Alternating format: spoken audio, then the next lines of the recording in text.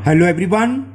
Today we will solve from question number 8 of exercise 14 class 7th RS Agarwal में। इससे पहले 1 to 7 तक के क्वेश्चन दो वीडियो में अपलोड हो चुके हैं। इसका लिंक मैं आपको डिस्क्रिप्शन बॉक्स में दे दूंगा। Now in question number 8 this figure is given and given AB parallel to CD, ये D है ना, और एंगल ABO 50 डिग्री और एंगल CDO 40 डिग्री। तो फाइंड द एंगल, ये एंगल फाइंड करना है BOD। तो कैसे फाइंड करेंगे? अच्छा क्वेश्चन है, ध्यान से समझना। क्या करें, O से यानी कि O से पास होती हुई एक हमने पैरेलल लाइन ड्रॉ कर ली AB के। अगर जब AB के पैरेलल होगी तो CD के भी होगी, क्योंकि ये लाइन इसके पैरेलल है और ये लाइन हमने इसके पैरेलल करी है, तो तीनों आपस में पैरेलल होंगी। क्लियर? ये बात समझ में आ रही इतनी? ओके, हमें एंगल कौन सा फाइंड करना है ये। ठीक, तो इसको कुछ नाम देना चाहो तो लिख सकते हो, ABCD, तो इसे दे दो E और इसको नाम दे दिया हमने F। तो ये लिखना पड़ेगा। क्या लिखेंगे? Draw EF parallel to AB passing through O से जा रही है ये, है ना।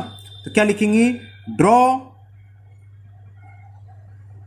EF parallel to AB। हमने एक लाइन सेगमेंट ड्रॉ करी है, लाइन ड्रॉ करी EF किसके पैरेलल टू AB के, विच इज पासिंग थ्रू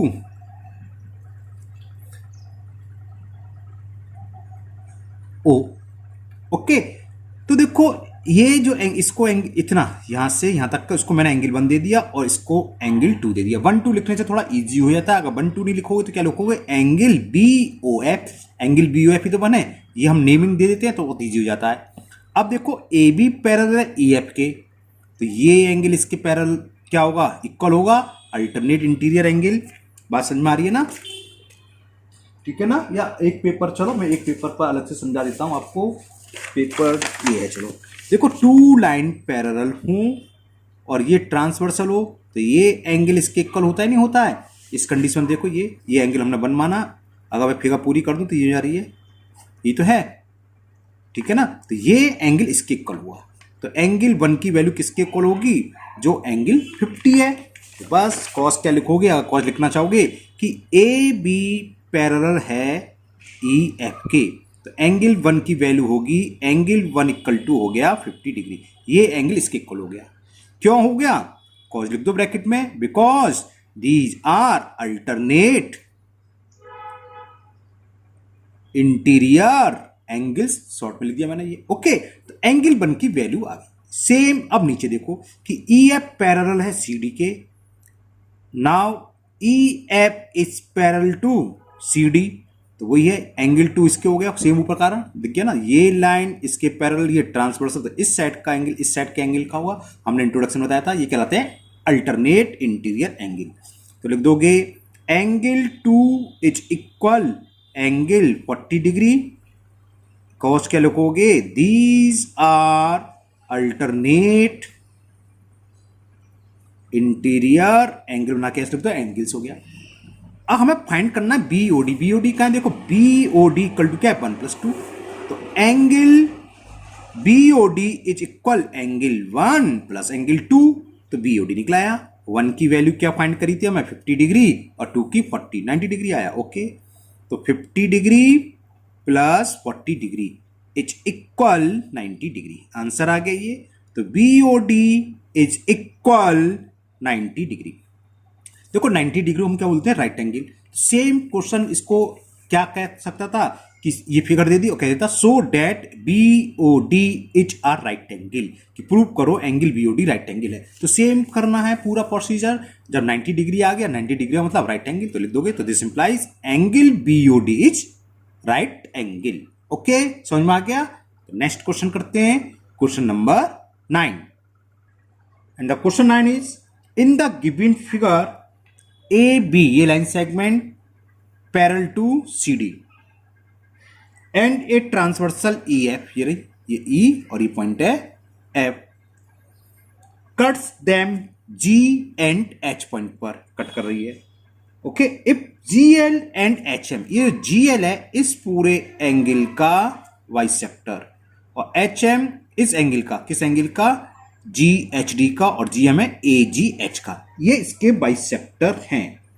तो प्रूव डेट जी एल, हमें ये प्रूव करना है ये जो लाइन सेगमेंट है या रे है जो भी है और ये इसके पैरेलल है, ये दोनों को आपस में पैरेलल प्रूव करना है।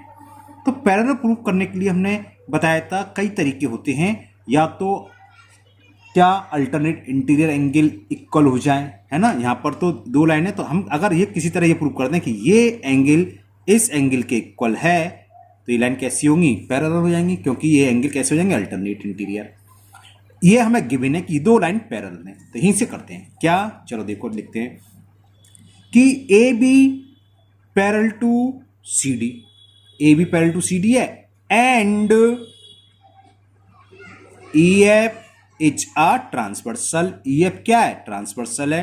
ट्रांसवर्सल से मतलब जो उसको इंटरसेक्ट कर रही हो कहीं ना कहीं, ये ट्रांसवर्सल हो गई।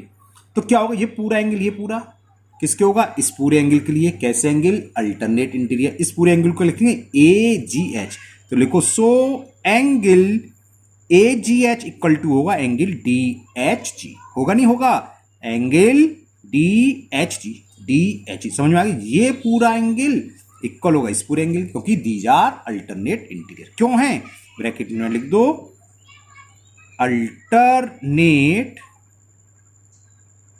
Interior angles, because these are alternate interior angle, या ये है ना इंटीरियर एंगल्स हो गया। यहां तक बात समझ में आ गई। समझाने के लिए मान लो ये 60 है तो ये भी 60 है, तो अगर इसका हाफ कर दें दोनों साइड तो 30 इक्वल टू 30 होगा। तो ये दोनों एंगल इक्वल हैं, तो अगर हम इसका हाफ कर दें तो half angle A G H equal to क्या होगा, half angle D H G होगा। मैंने हाफ से डिवाइड क्यों करा है, क्योंकि ये गिवन है कि जी एल और एच एम इसके बाइसेक्टर हैं। बाइसेक्टर मतलब दो इक्वल पार्ट्स में डिवाइड करते हैं। तो हाफ ए जी एच का हाफ क्या होगा, या तो ऊपर वाला भी ले सकते हैं या नीचे वाला ले सकते हैं, एल जी एच या एच जी एल ले सकते हैं, क्योंकि अगर ये 30 है तो ये भी 30 है। 60 का हाफ 30 ऊपर भी हुआ तो हम इसको ए जी एल भी लिख सकते हैं या ये भी लिख सकते हैं, है ना, एच जी एल या एल जी एच। तो ये हमने लिख लिया। हाफ ए जी एच की जगह हम क्या लिख सकते हैं, एंगल एल जी एच, और इसे क्या लिखेंगे, एम एच जी, और ये इक्वल हो गया angle M H G. Clear, बात समझ में आ गई। ओके, बस ये प्रूफ हो गया। नहीं समझ में आई किसी को तो दोबारा समझो। देखो देखो यहां समझ लो, अगर कोई प्रॉब्लम हो, ये थी लाइन, है ना, और ये लाइन आपस में पैरेलल थी, ये ट्रांसवर्सल थी। ये पूरा एंगल इस पूरे एंगल के इक्वल होगा, क्योंकि ये पैरेलल है। ये पॉइंट जी है और ये पॉइंट था एच, ये रहा जी एच। मैं यहां अलग से बना दे रहा हूं, ये ई पॉइंट है और ये आगे जा रहा है, ये एफ पॉइंट है। Okay, clear. अब मैं समझाने के लिए बता रहा हूं, अगर ये मान लो 60 डिग्री है तो ये भी 60 डिग्री होगा, क्योंकि ये क्या है, अल्टरनेट इंटीरियर एंगल। अब इस एंगल का हमने बाइसेट करा, बाइसेट करा तो मतलब क्या हुआ, ये 30 रह गया, ये 30 रह गया। इस एंगल का बाइसेट ड्रॉ करा तो ये 30 रह गया, ये 30। तो देखो 30 30 30 30 चारों इक्वल हो रहे हैं। दूसरे शब्द में इस पूरे का बाइसेट करें तो उसको क्या लिख सकते हैं, ये 60 का हाफ हमने करा, क्या होगा 30 डिग्री। अब इस 30 को मर्जी आप ये वाला एंगल लिखो या ये वाला, हमें ये प्रूव करना है कि ये लाइन इसके पैरेलल है, ये एक ट्रांसवर्सल आ रही है ना। अगर किसी तरह ये प्रूव हो जाए ये एंगल इसके इक्वल है, तो इस तरह के एंगल कराते हैं अल्टरनेट इंटीरियर, सो ये प्रूव हो जाएगा कि ये पैरेलल है। तो हमने वही लिखा था, यहाँ पॉइंट था ए जी एच का हाफ हो गया, ये कौन सा था, एल जी एच या एच जी एल, जो भी लिखा था। देखते हैं क्या लिखा था, अब तो समझ में आ गया। ये रहा एल जी एच लिखा था equal to M G S. अब ये L G S M G S कहाँ है, ये रहे एल जी एच ये रहा, और M H G, M H G, हाँ एम एच जी लिखा है ये रहा। यानी कि हमने प्रूव कर दिया कि ये एंगल इसके इक्वल है। वट दीज आर, इस तरह के एंगल कैसे लाते हैं, अल्टरनेट इंटीरियर। तो लिख दोगे what these are alternate interior angle. अगर अल्टरनेट इंटीरियर एंगल इक्वल हो तो ये दोनों, ये बीच में ट्रांसवर्सल है ही है ना, ये तो ट्रांसवर्सल है, तो क्या होगा, जी एल पैरेलल होगी एच एम, ये प्रूव करना था। This implies so G L parallel to H M, यही हमको क्या करना था, प्रूव हो गया। ओके, समझ में आ गया। यहाँ पर अगर आप लिखना चाहो तो लिख सकते हो, मैंने लिखा नहीं, क्या कि G L and H M, G L and H M are the bisector of angle A G H and D G D H G respectively. G L and H M are the bisector, इतना ही छोड़ दो बस, of angle A G H and angle DHM. Clear? Okay, so now we will solve next question number 10. And in question number 10, this figure is given, and it is given AB parallel to CD. ये लाइन segment या ये line इसके parallel है। Angle ABE, कौन सा AB, ये रहा, ये हमें गिवन है 120 डिग्री। एंड ECD, ये एंगल हमें गिवन है 100 डिग्री। तो एंड BEC x डिग्री। तो find the value of x, इस x की वैल्यू को फाइंड करना है। मैथ के सवाल है ना, अलग अलग मेथड से सॉल्व हो जाते हैं, वो मैं इसलिए कर रहा हूं। इस सवाल को भी हम 2-3 मेथड से सॉल्व कर सकते हैं। तो हो सकता है किसी ने सवाल कर रखा हो, वो किसी और मेथड से कराओ, और मैं जो करा रहा हूं यहाँ वो और मेथड से करा रहा हूं, है ना। तो उससे कोई परेशान होने की जरूरत नहीं है। आंसर सही आना चाहिए और मेथड सही होना चाहिए। कभी कभी हम देखते हैं, चेक करते हैं, लोग आंसर सही आता है स्टूडेंट्स का, और वो बिल्कुल गलत होता है, जिससे बोलते हैं तुक्का करना, तुक्का लगा देते हैं ना। तो सही होना चाहिए। अगर मेथड आपने अलग अपनी तरफ से कराया सही है तो बहुत अच्छी बात है ना। लेकिन आपको कोई भी डाउट हो अपने टीचर को चेक कराइए, है ना। तो इसे करते हैं, देखो इसको, इसमें हिंट भी दे रखा है, उसी मेथड से कर देता हूं, और फिर मैं दूसरा मेथड भी बता दूंगा। दूसरा मेथड क्या है, क्या करें, ये लाइन इसके पैरेलल है, तो ए से पास होते हुए एक लाइन पैरेलल ड्रॉ कर लो।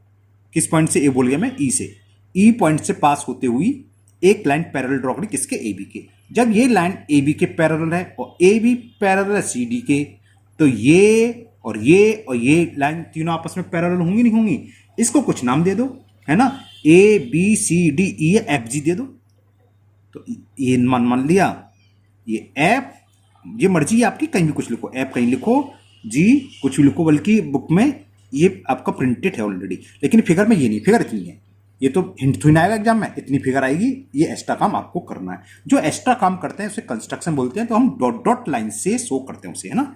कायदे से तो डॉट डॉट से ही करना चाहिए, और आप डॉट डॉट से नहीं करते हैं तो ये टीचर की मर्जी है। नंबर काटना चाहे काट सकता है एक्स्ट्रा, क्योंकि एक्स्ट्रा वर्क उसे बोलते हैं कंस्ट्रक्शन, उसको डॉट डॉट लाइन से शो करना होता है। रूल तो यही है। ओके, तो हमने क्या एक्स्ट्रा काम करा, वो लिखो ड्रॉ